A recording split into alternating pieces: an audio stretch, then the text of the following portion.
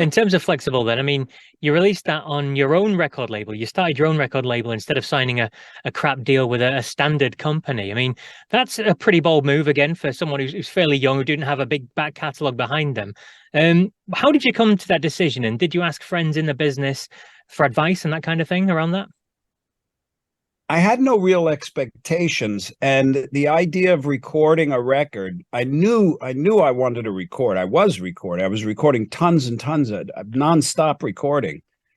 But the idea of releasing it and trying to get a record deal and release it, I just didn't want to deal with it.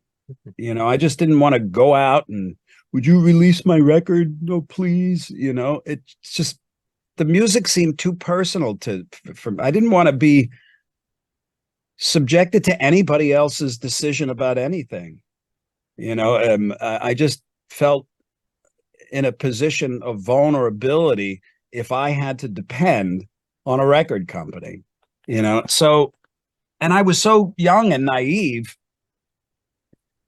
I wasn't desperate at all. I had no desperation to be famous or successful. I just wanted to play the guitar and record these crazy melodies and songs. And the idea of like writing music, recording it and listening to it, that was enough.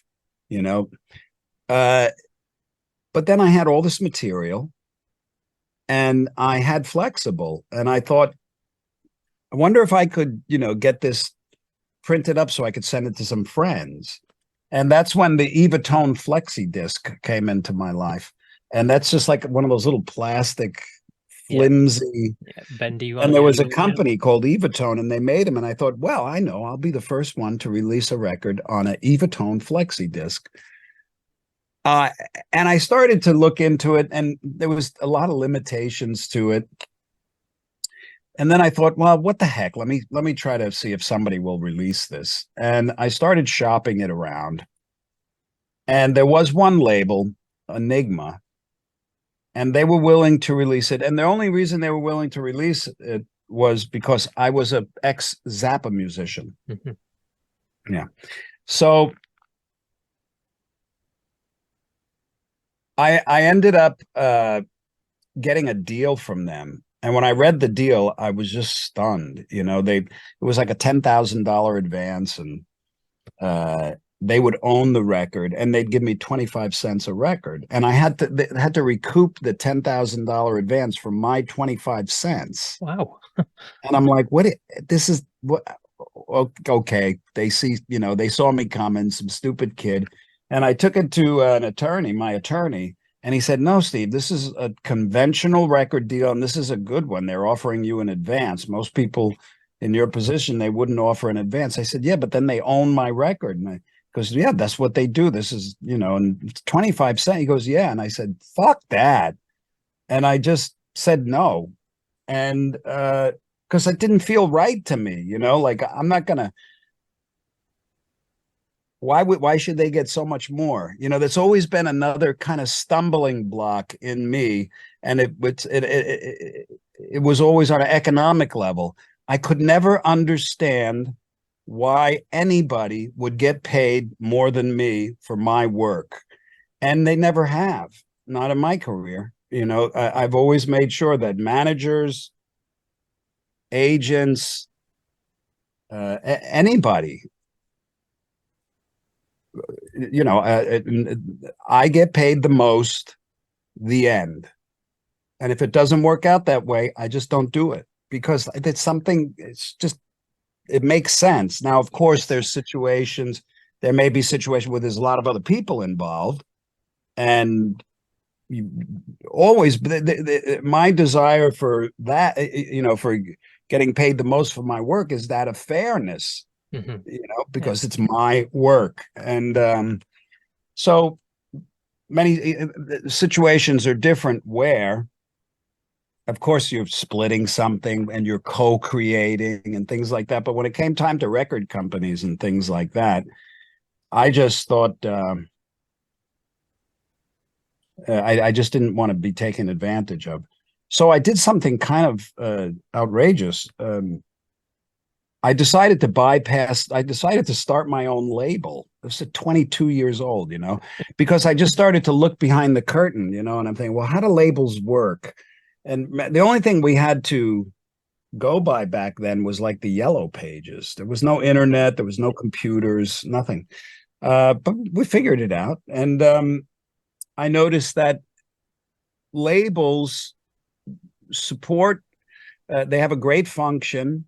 They pay for everything and they give you the money to make the records. And then they take the record and it becomes part of their equity, because labels run great risks, and that's how they build their equity, by owning the masters. And then what they do is they manufacture the records, and these were all vinyl back then, and some cassettes.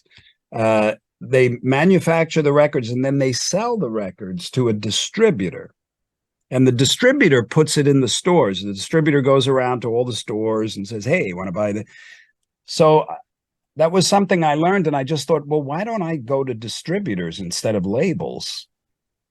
And I did. And every distributor I called would say, no, we don't take product from artists.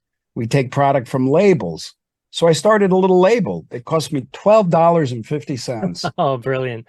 Yeah, I just went downtown, filed the paper, and, had this little label. It was nothing, it was an envelope.